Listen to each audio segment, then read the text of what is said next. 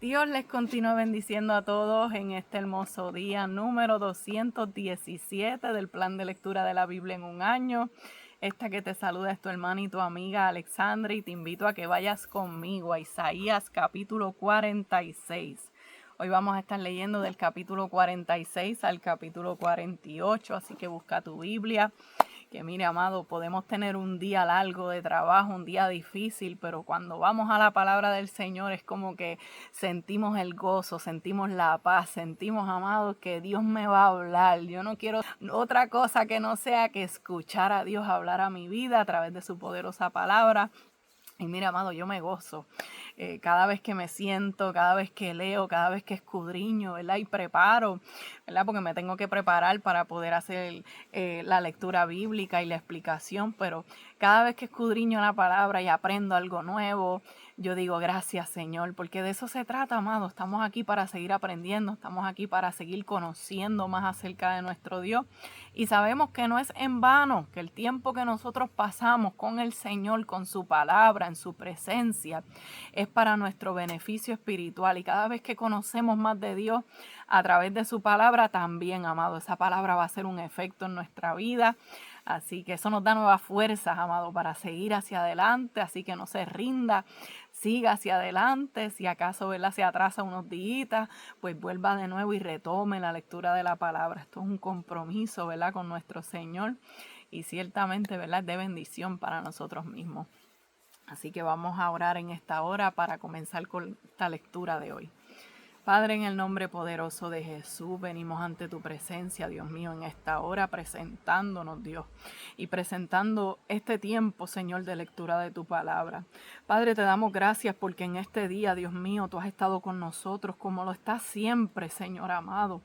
Pero reconocemos, Dios mío, que sin tu presencia, Dios amado, Padre, ¿qué sería de nosotros? Necesitamos de ti, dependemos de ti, Señor, te amamos, Dios mío, te adoramos. Te pedimos, Señor, que tu presencia nos siga acompañando aún durante este tiempo de lectura de tu palabra, que tu Espíritu Santo nos guíe, nos dirija, nos dé la sabiduría, nos dé el entendimiento, Padre, nos dé el enfoque, la retentiva. Padre, que seas tú, Señor amado, poniendo, Padre, esta palabra en nuestros corazones, Señor, y nos ayudes también, Padre, a ponerla por obra, porque queremos, Dios mío, ser hacedores de tu palabra. Gracias, Señor, por todo lo que sigues haciendo a través, Padre, de este tiempo de lectura de tu palabra y a través, Dios mío, Señor amado, de todo lo que tú siempre haces en nosotros, Señor. En el nombre poderoso de tu Hijo amado Jesús, te damos la gloria, Dios mío. Amén y amén. Gloria a Dios. Así que en esta hora vamos a estar leyendo Isaías capítulo 46. Yo sé que ya usted tiene su Biblia ready. Aleluya. Vamos a leer Isaías capítulo 46 con la bendición del Padre, del Hijo y del Espíritu Santo. Amén. Se postró Bel, se abatió Nebo. Sus imágenes fueron puestas sobre bestias, sobre animales de carga. Esas cosas que vosotros solíais llevar son alzadas cual carga. Sobre las bestias cansadas, fueron humillados, fueron abatidos juntamente. No pudieron escaparse de la carga, sino que tuvieron ellos mismos que ir en cautiverio. Oídme, oh casa de Jacob, y todo el resto de la casa de Israel, los que sois traídos por mí desde el vientre, los que sois llevados desde la matriz, y hasta ahora la vejez yo mismo, y hasta las canas os soportaré yo. Yo hice, yo llevaré, yo soportaré y guardaré.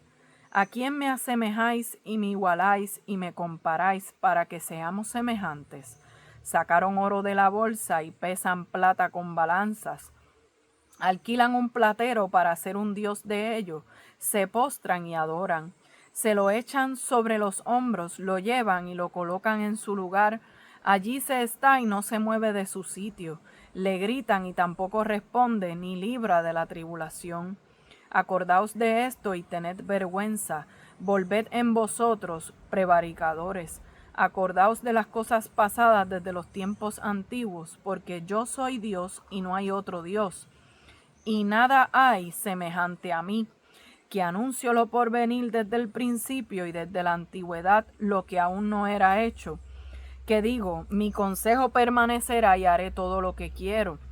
que llamo desde el oriente al ave, y de tierra lejana al varón de mi consejo. Yo hablé y lo haré venir, lo he pensado y también lo haré. Oídme, duros de corazón que estáis lejos de la justicia. Haré que se acerque mi justicia, no se alejará, y mi salvación no se detendrá. Y pondré salvación en Sión y mi gloria en Israel. Capítulo 47. Desciende y siéntate en el polvo, virgen, hija de Babilonia. Siéntate en la tierra sin trono, hija de los caldeos, porque nunca más te llamarán tierna y delicada. Toma el molino y muele harina, descubre tus guedejas. Descalza los pies, descubre las piernas, pasa los ríos. Será tu vergüenza descubierta y tu deshonra será vista. Haré retribución y no se librará hombre alguno. Nuestro Redentor, Jehová de los ejércitos, es su nombre, el Santo de Israel. Siéntate, calla y entra en tinieblas, hija de los caldeos, porque nunca más te llamarán señora de reinos. Me enojé contra mi pueblo, profané mi heredad y los entregué en tu mano. No les tuviste compasión, sobre el anciano agravaste mucho tu yugo. Dijiste, para siempre seré señora, y no has pensado en esto ni te acordaste de tu postrimería. Oye pues ahora esto, mujer voluptuosa, tú que estás sentada confiadamente, tú que dices en tu corazón, yo soy, y fuera de mí no hay más, no quedaré viuda, ni conoceré orfandad. Estas dos cosas te vendrán de repente en un mismo día, orfandad y viudez. En toda su fuerza vendrán sobre ti, a pesar de la multitud de tus hechizos y de tus muchos encantamientos. Porque te confiaste en tu maldad diciendo, nadie me ve. Tu sabiduría y tu misma ciencia te engañaron, y dijiste en tu corazón, yo y nadie más. Vendrá pues sobre ti mal, cuyo nacimiento no sabrás. Caerá sobre ti quebrantamiento, el cual no podrás remediar, y destrucción que no sepas vendrá de repente sobre ti. Estate ahora en tus encantamientos y en la multitud de tus hechizos, en los cuales te fatigaste desde tu juventud. Quizás podrás mejorarte, quizás te fortalecerás. Te has fatigado en tus muchos consejos. Comparezcan ahora y te defiendan los contempladores de los cielos, los que observan las estrellas, los que cuentan los meses, para pronosticar lo que vendrá sobre ti. He aquí que serán como tamo, fuego los quemará, no salvarán sus vidas del poder de la llama, no quedará brasa para calentarse, ni lumbre a la cual se sienten. Así te serán aquellos con quienes te fatigaste. Los que traficaron contigo desde tu juventud, cada uno irá por su camino, no habrá quien te salve. Capítulo 48. Oíd esto, casa de Jacob, que os llamáis del nombre de Israel, los que salieron de las aguas de Judá, los que juran en el nombre de Jehová, y hacen memoria del Dios de Israel, mas no en verdad ni en justicia, porque de la santa ciudad se nombran, y en el Dios de Israel confían. Su nombre es Jehová de los ejércitos. Lo que pasó ya antes lo dije, y de mi boca salió, lo publiqué, lo hice pronto y fue realidad. Por cuanto conozco que eres duro y barra de hierro, tu cerviz y tu frente de bronce. Te lo dije ya hace tiempo, antes que sucediera te lo advertí, para que no dijeras, mi ídolo lo hizo, mis imágenes de escultura y de fundición mandaron estas cosas. Lo oíste y lo viste todo, y no lo anunciaréis vosotros. Ahora pues te he hecho oír cosas nuevas y ocultas que tú no sabías. Ahora han sido creadas, no en días pasados, ni antes de este día las habías oído, para que no digáis, he aquí que yo lo sabía. Sí, nunca lo habías oído, ni nunca lo habías conocido. Ciertamente no se abrió antes tu oído, porque sabía que siendo desleal habías de desobedecer, por tanto te llamé rebelde desde el vientre. Por amor de mi nombre diferiré mi ira, y para alabanza mía la reprimiré para no destruirte. He aquí te he purificado, y no como a la plata, te he escogido en horno de aflicción. Por mí, por amor de mí mismo lo haré, para que no sea mancillado mi nombre, y mi honra no la daré a otro. Óyeme, Jacob, y tú, Israel, a quien llamé. Yo mismo, yo el primero, yo también el postrero. Mi mano fundó también la tierra, y mi mano derecha midió los cielos con el palmo. Al llamarlos yo, comparecieron juntamente. Juntaos todos vosotros y oíd. ¿Quién hay entre ellos que anuncie estas cosas? Aquel a quien Jehová amó ejecutará su voluntad en Babilonia, y su brazo estará sobre los caldeos. Yo hablé y le llamé y le traje, por tanto será prosperado su camino. Acercaos a mí, oíd esto. Desde el principio no hablé en secreto, desde que eso se hizo, allí estaba yo, y ahora me envió Jehová el Señor y su Espíritu. Así ha dicho Jehová, Redentor tuyo, el Santo de Israel. Yo soy Jehová Dios tuyo, que te enseña provechosamente, que te encamina por el camino que debes seguir. Oh, si hubieras atendido a mis mandamientos, fuera entonces tu paz como un río y tu justicia como las ondas del mar. Fuera como la arena tu descendencia y los renuevos de tus entrañas como los granos de arena. Nunca su nombre sería cortado ni raído de mi presencia. Salid Babilonia, huid de entre los caldeos. Dad nuevas de esto con voz de alegría, publicadlo, llevadlo hasta lo postrero de la tierra. Decid, redimió Jehová a Jacob su siervo. No tuvieron sed cuando los llevó por los desiertos, les hizo brotar agua de la piedra. Abrió la peña y corrieron las aguas. No hay paz para los malos, dijo Jehová. Gloria al Señor.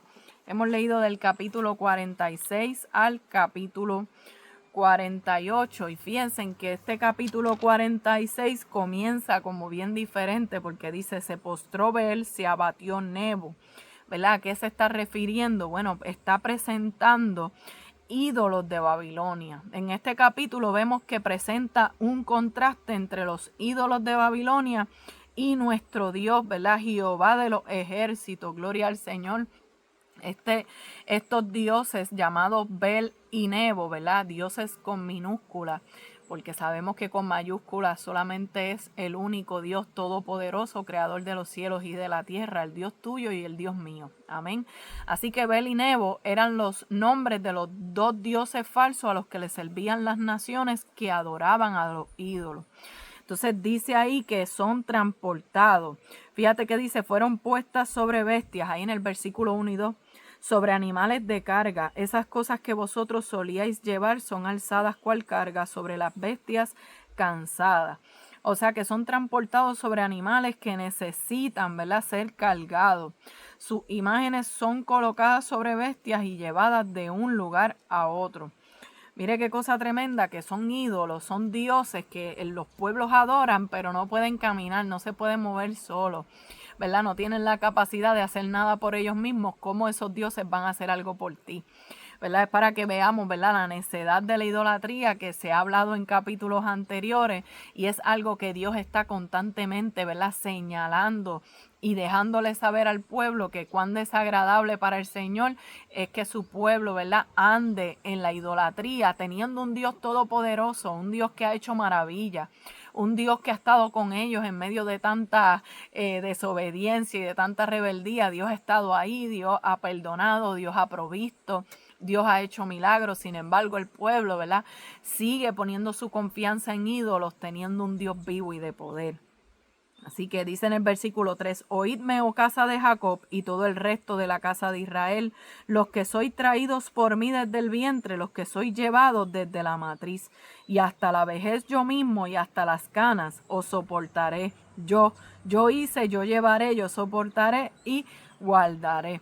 Fíjate que los ídolos necesitan a alguien que los cargue, pero Dios está diciendo que Él carga a su pueblo. Dios carga a su pueblo. Dios está diciendo, yo desde el principio he cargado desde el principio y continuaré haciéndolo hasta el final. Mire la progresión. Dice desde el vientre. de los que sois llevados desde la matriz y hasta la vejez yo mismo y hasta las canas. Ahí vemos vientre, ahí vemos nacimiento, ahí vemos vejez, ahí vemos canas.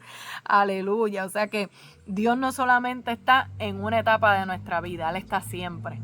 Fíjate que la fidelidad de Dios no tiene fecha de expiración, no tiene límite, ¿verdad?, de edad, sino que Dios siempre está ahí en etapa tras etapa, año tras año, en generación, Dios permanece, ¿verdad? Y ha prometido estar con nosotros aún hasta el fin. Así que ahí estamos viendo, ¿verdad?, la fidelidad de Dios. Y dice, yo hice, yo llevaré, yo soportaré y yo guardaré. Ahí vemos un énfasis completo en Dios. Dios está diciendo, yo me encargo de todo, yo cubro todo. Yo llevo, yo hice, yo soportaré y yo guardaré. Por eso es que en el versículo 5 dice, ¿a quién me asemejáis y me igualáis y me comparáis para que seamos semejantes? O sea, Dios está preguntando con quién ustedes me pueden comparar, con nadie, porque no existe otro con tal poder, con tal sabiduría, con tal eternidad, con tal fidelidad para permanecer ahí año tras año, etapa tras etapa, desde el nacimiento, mira, amado, desde el vientre. Mira a ver si los ídolos podían estar ahí desde el vientre, no, ni siquiera pueden moverse por ellos mismos, pero ya Dios desde el vientre ha estado con nosotros, desde el vientre. Dice, mi embrión conocieron tus ojos, ¿verdad? Y aún en tu libro estaban escritas todas aquellas cosas sin faltar ninguna de ellas, decía el salmista. Porque sabía que aún desde que era un embrión, desde el vientre de su madre, ya el Señor lo conocía, ya el Señor había determinado planes maravillosos para él. Dígame si hay algún Dios que se pueda comparar con el Dios nuestro. Semejante en poder, semejante en gloria, semejante en sabiduría. No lo hay, amado, no lo hay. Vive el Señor. Y dice el versículo 8. Poderoso Jesús dice, acordaos de esto y tened vergüenza, volved en vosotros prevaricadores. Acordaos de las cosas pasadas desde los tiempos antiguos, porque yo soy Dios y no hay otro, y nada hay semejante a mí, que anuncio lo por venir desde el principio y desde la antigüedad, lo que aún no era hecho, que digo, mi consejo permanecerá y haré todo lo que quiero. Aquí vemos lo que es la soberanía de Dios. Ese Dios nuestro, ¿verdad?, que es soberano. Él puede anunciar el final desde el principio. Nosotros quizás podemos ver el ayer, podemos ver lo que está pasando hoy, pero Dios ve el principio, más Dios ve todo el proceso que hay que pasar, más también conoce el final de la historia. Él conoce todas las cosas acerca de nosotros. Por eso es que hay cosas que quizás nosotros no entendemos, pero Dios sí las entiende, Dios sí las sabe. Dios está más que claro, gloria a Dios. Por eso hay cosas que a nosotros nos toman por sorpresa, pero a Dios nada lo sorprende. Él sabe todas las cosas. Aleluya. Y su sabiduría, ¿verdad?, siempre va a ir por encima a la nuestra. Así que ningún acontecimiento puede frustrar el propósito soberano de nuestro Dios. Dice el versículo 11, que llamo desde el oriente al ave y de tierra lejana al varón de mi consejo. Yo hablé y lo haré venir. Lo he pensado y también lo haré. Gloria a Dios. O sea, Dios recuerda que Él prometió y Él lo cumplirá. Por eso dice, yo hablé y lo haré venir. Lo he pensado y también lo haré. Gloria al Señor. Así que termina diciendo, oídme duros de corazón que estáis lejos de la justicia. Haré que se acerque mi justicia, no se alejará y mi salvación no se detendrá. Y pondré salvación en Sión y mi gloria en Israel, ¿verdad? Él habló y Él lo hará venir. Él ciertamente lo pensó y también lo hará. Lo que sale de la boca de Dios tiene un cumplimiento. ¿Por qué? Porque Dios es fiel y verdadero, porque Él no miente, ¿verdad? En Él no hay engaño. Por lo tanto, cuando el Señor habla, tenemos tal seguridad, tenemos tal certeza que esa palabra tiene un cumplimiento. ¿Qué podemos aprender del capítulo 46 del libro de Isaías? Que no debemos construir nuestra seguridad alrededor de cosas que necesitan ser sostenidas por nosotros. ¿Cómo así, amada? Bueno, pues ciertamente, si nuestra paz depende completamente de algo que nosotros tenemos que mantener, podemos terminar agotados. yo no me puedo confiar, yo no puedo poner toda mi seguridad en cosas que yo necesito sostener o cosas que yo tengo que hacer por mis propias fuerzas. Por eso es que nosotros tenemos que mirar, amado, cómo muchas veces nosotros queremos hacer las cosas por nuestra cuenta y no dejamos a Dios obrar. Dios no necesita ser sostenido por nadie, al contrario, Él te sostiene a ti. Entonces, cuando nosotros queremos poner nuestra confianza en cosas que nosotros mismos tenemos que sostener, amado, estamos poniendo nuestra confianza en ídolos. Estamos poniendo nuestra confianza en cosas materiales, en negocios, ¿verdad? En estudios, en carreras, en otras cosas que quizás no son pecado, pero mi confianza y mi seguridad no puede estar ahí. Porque todo eso está sostenido, ¿verdad? Por causa de nuestro esfuerzo. Somos nosotros, ¿verdad? Los que estamos ahí ciertamente sosteniéndolos, como la gente tiene que sostener los ídolos. Y los ídolos no pueden hacer nada por ellos mismos. Ellos necesitan que tú los lleves, que tú los cargues, ¿verdad? Que tú los traigas. Y así somos nosotros, que muchas veces ponemos confianza en cosas que nosotros mismos tenemos que sostener. Pero Dios te sostiene a ti. Dios no necesita ser sostenido por nadie. Dios se encarga de todas las cosas. Así que dejemos de estar sosteniendo cosas y poniendo nuestra confianza en ellas. Si no, vamos a dejar que sea Dios el que haga. Vamos a depositar nuestra confianza en Él porque Él sí nos sostiene a nosotros. Otra cosa que podemos aprender es que no le debemos tener miedo a envejecer. Debemos hacerlo con gracia, ¿verdad? La fidelidad de Dios siempre va a estar ahí. Dice que hasta las canas. Fíjate que nuestras fuerzas disminuyen, pero las de Dios no. ¿Por qué toco ese punto, verdad? Que no le tengamos miedo a envejecer, porque hoy en día, amado, en la cultura en la cual nos estamos desenvolviendo ahora mismo, es como si la gente le tuviera miedo a envejecer. Y están dispuestos a hacer cualquier tipo de procedimiento para verse eternamente joven, aún se operan, mutilan su cuerpo para verse jóvenes, ¿verdad? Y pueden tener 60, 70 años y quieren todavía parecer de 25. Y si me sale una cana, me la pinto. Y si me sale una arruga, pues me pongo cosas ahí para que la arruga se me desaparezca. ¿Cuál es el miedo a envejecer? Si ese es el ciclo natural de la vida. ¿De cuándo acá envejecer tiene que ser asociado con algo feo o con algo desagradable o con algo vergonzoso? Es como si nos diera vergüenza envejecer. Pero mira, amado, cuando lo miramos conforme a la palabra, es un privilegio. ¿Sabes cuántas personas quizás murieron jóvenes y no tuvieron el privilegio de envejecer? De alcanzar, ¿verdad?, los nietos, de que les salga una cana. Entonces, amado, la Biblia dice que las canas son honra, que es un privilegio, amado, que nosotros alcancemos esa edad. Y no solamente que es un privilegio que alcancemos esa edad, es que Dios está diciendo que Él está ahí desde el vientre, desde el nacimiento, en la vejez, hasta las canas, yo soportaré. O sea, que Él nos sigue soportando a nosotros aún cuando alcanzamos la mayoría de edad. Entonces, si cada día que Dios me da un regalo y Dios me permite alcanzar la vejez, pues qué mucho nos ha regalado el Señor, qué mucho el Señor nos ha dado. Nos ha dado vida y vida en abundancia. Así que no tengamos miedo a envejecer, que eso no nos cause a nosotros vergüenza, que eso no nos robe a nosotros la paz. Ay, que me veo vieja, pero amada, ¿qué edad usted tiene? ¿Usted tiene 25? No, pues usted se va a ver como la edad que usted tiene.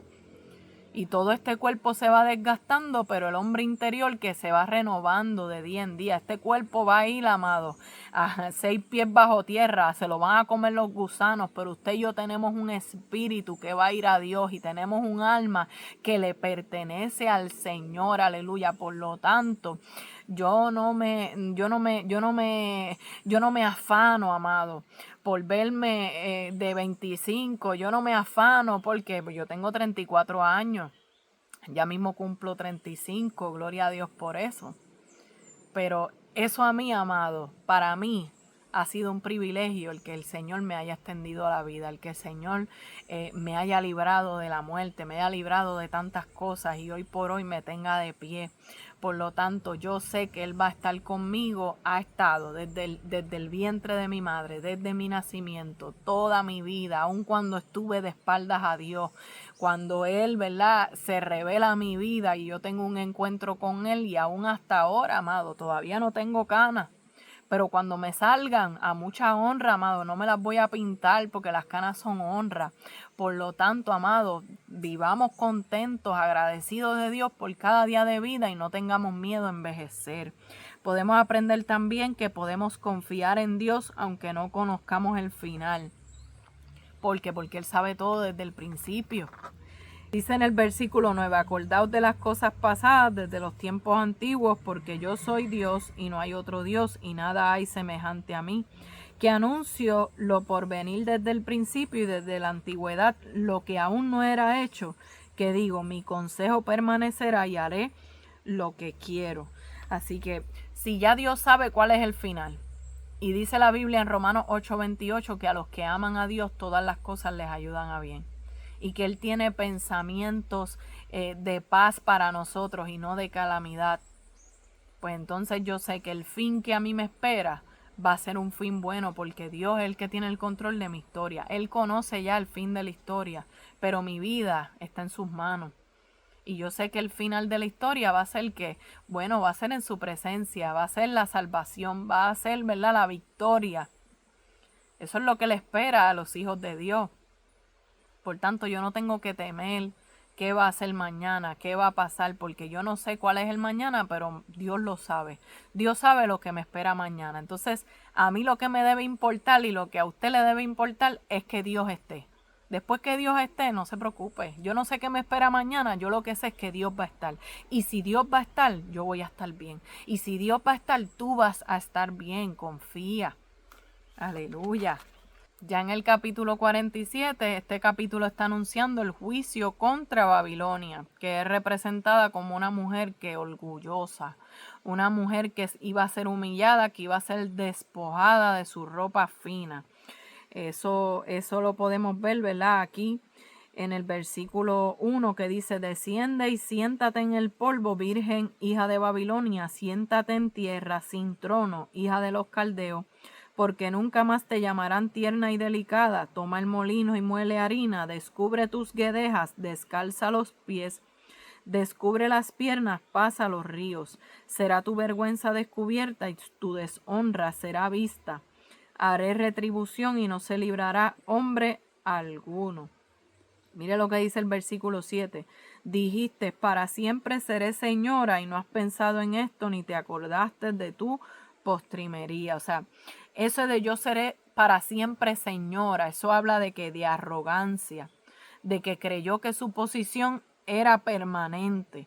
Y vemos que entonces continúa en el versículo 8. Oye pues ahora esto, mujer voluptuosa, tú que estás sentada confiadamente, tú que dices en tu corazón, yo soy y fuera de mí no hay más, no quedaré viuda ni conoceré orfandad.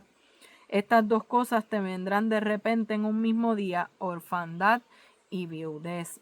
Entonces, además de su orgullo y de su arrogancia, vemos que Dios trae otro cargo contra Babilonia. Mire lo que dice el versículo 12. Estate ahora en tus encantamientos y en la multitud de tus hechizos, en los cuales te fatigaste desde tu juventud. Quizá podrás mejorarte, quizás te fortalecerá.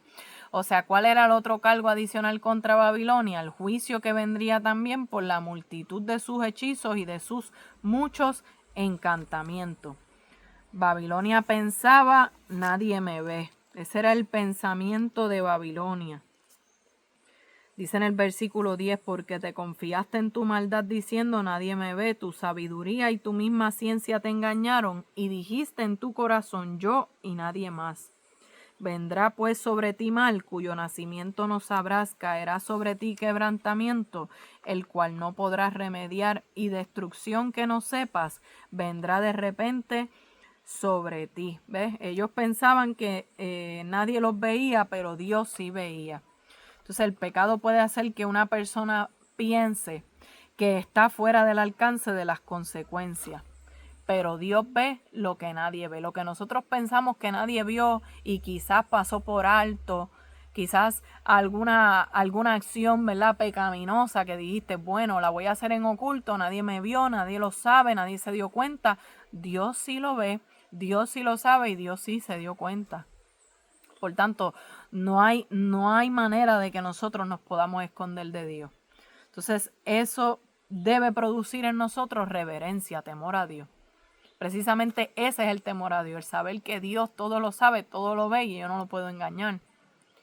Y yo sé que necesito andar como debo andar.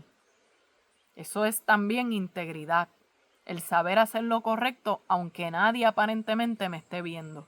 Yo sé que Dios me ve y eso me debe motivar a mí a hacer las cosas correctas.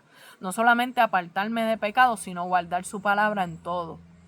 Quizás no va a haber alguien que te aplauda, que pagaste el mal con bien, que perdonaste, que hiciste una buena obra y quizás nadie te la aplaudió, nadie te tiró una foto, nadie te dedicó, ¿verdad?, un premio, pero Dios lo está viendo. Y Dios está viendo los esfuerzos que hace.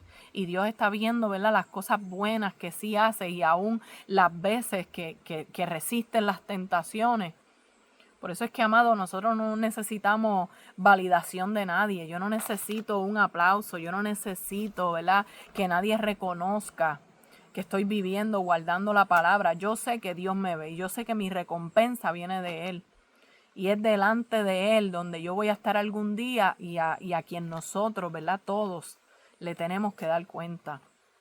Y eso, amado, a algunas personas le debe robar la paz y le debe preocupar, pero hay otros que le brinda paz, hay otros que les brinda consuelo. Saber que Dios todo lo ve, saber que Dios está viendo su esfuerzo, saber, aleluya, que Dios está viendo todo y que Dios pelea por nosotros.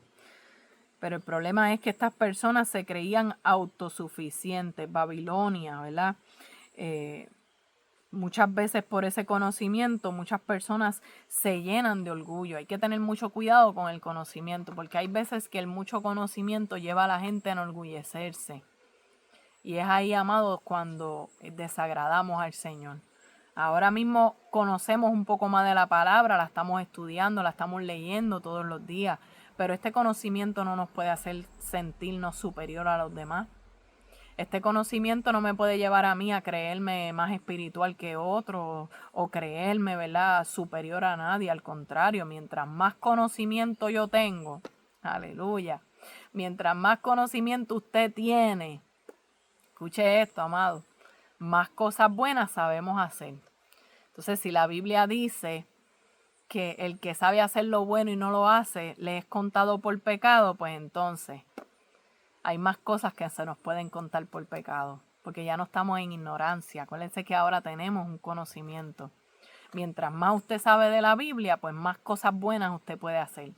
Pero también eso implica que si no lo hacemos, se nos constituye en pecado.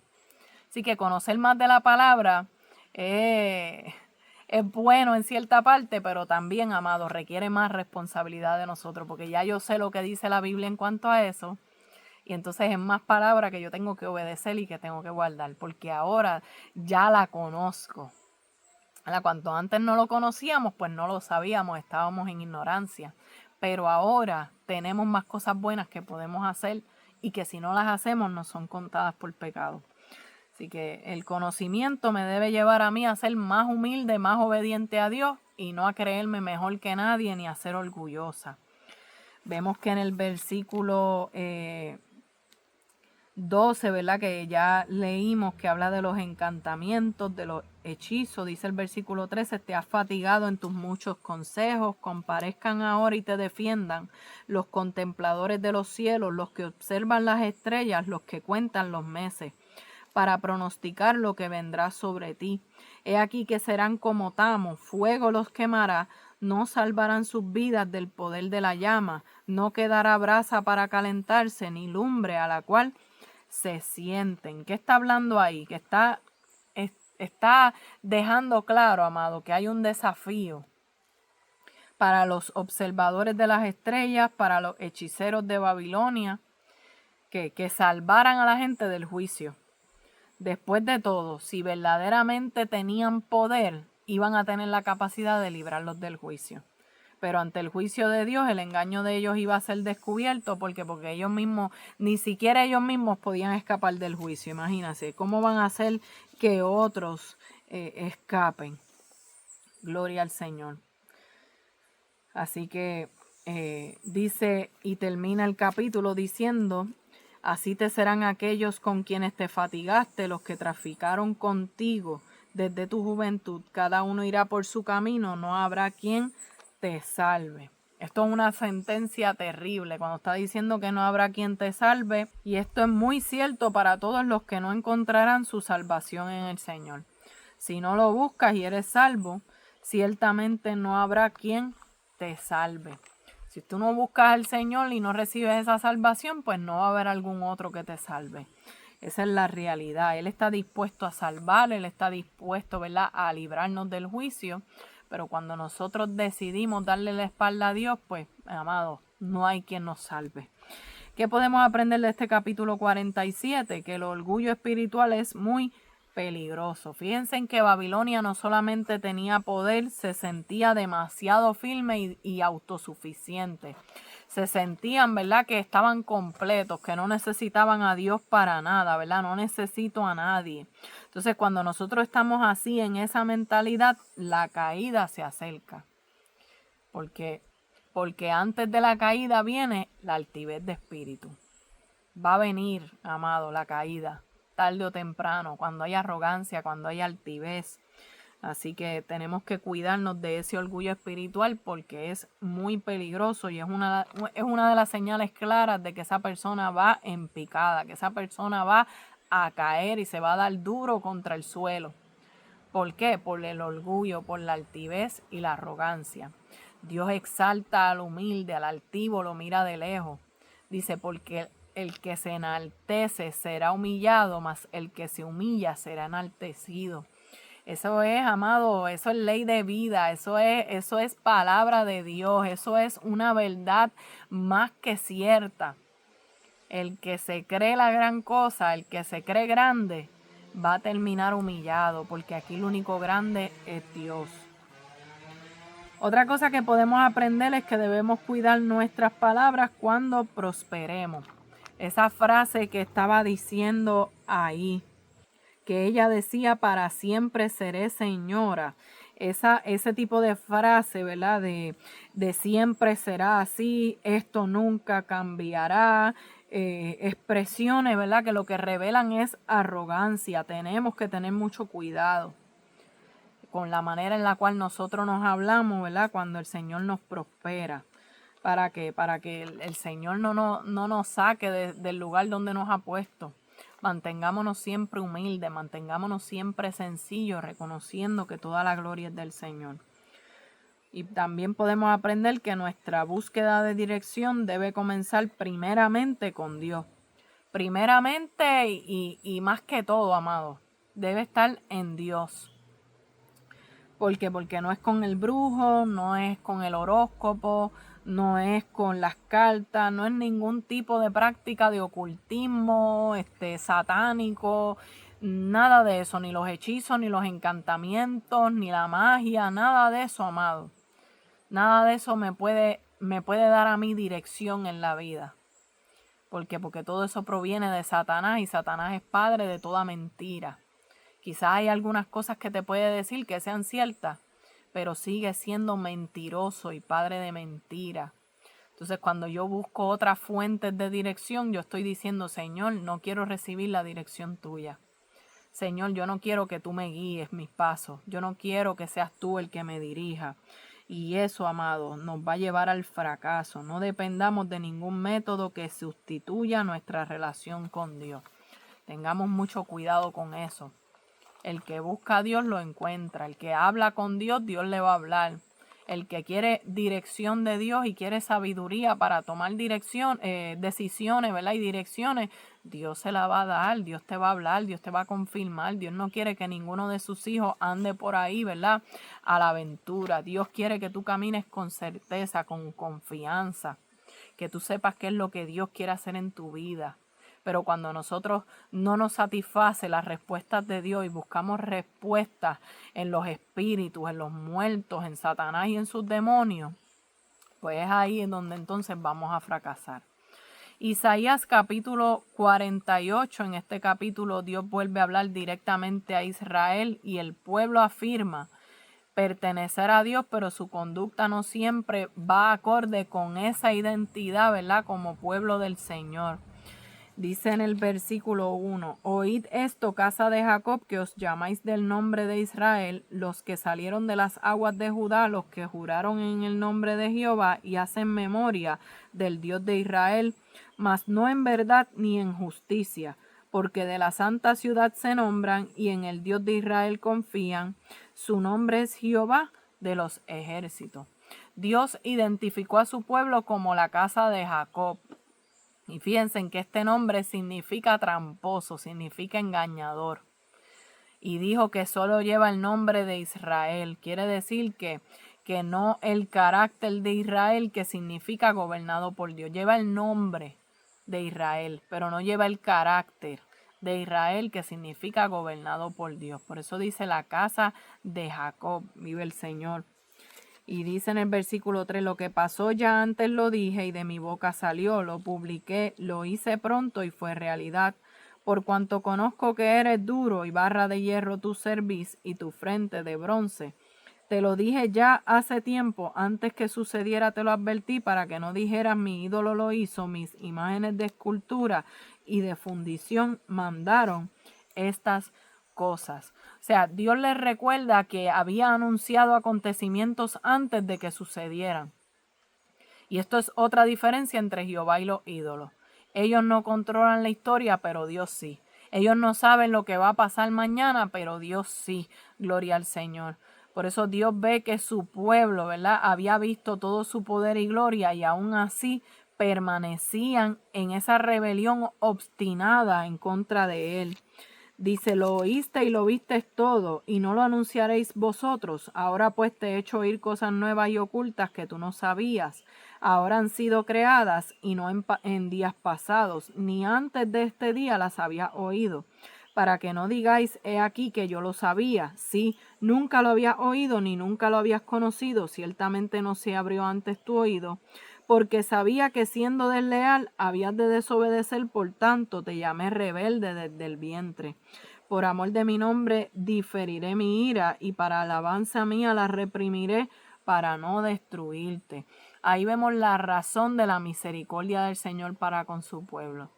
Es el amor.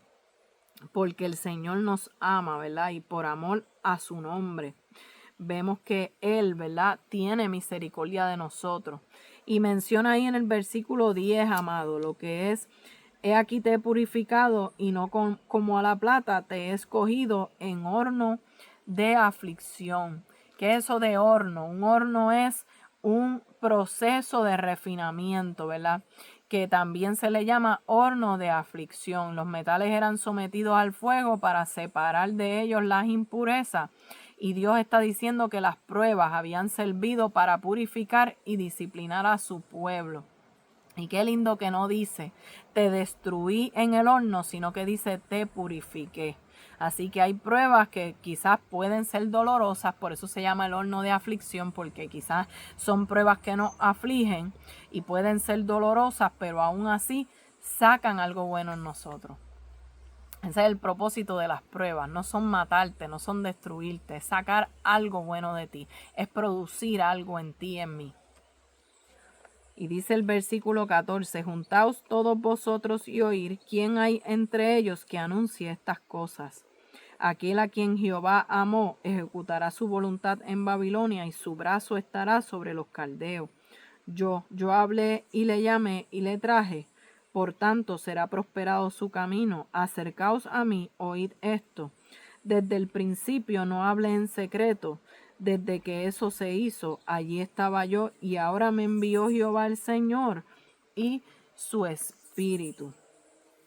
Y dice el verso 17, así ha dicho Jehová, Redentor tuyo, el Santo de Israel, yo soy Jehová, Dios tuyo, que te enseña provechosamente, que te encamina por el camino que debes seguir. Oh, si hubieras atendido a mis mandamientos, fuera entonces tu paz como río y tu justicia como las ondas del mar. Fíjate que ahí está diciendo, así ha dicho Jehová, Redentor tuyo, el Santo de Israel, yo soy Jehová, Dios tuyo, que te enseña provechosamente, que te encamina por el camino que debes seguir.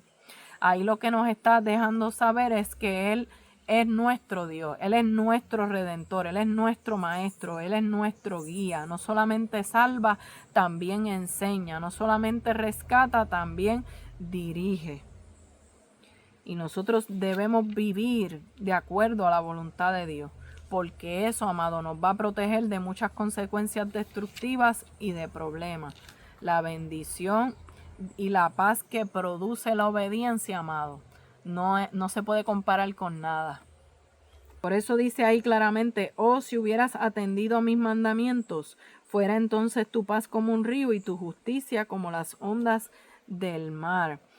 Ya en el versículo 20 dice, salid de Babilonia, huid de entre los caldeos, dad nuevas de esto con voz de alegría, publicadlo, llevadlo hasta lo postrero de la tierra, decid, redimió Jehová a Jacob su siervo. No tuvieron sed cuando los llevó por los desiertos, les hizo brotar agua de la piedra, abrió la peña y corrieron las aguas. Gloria al Señor.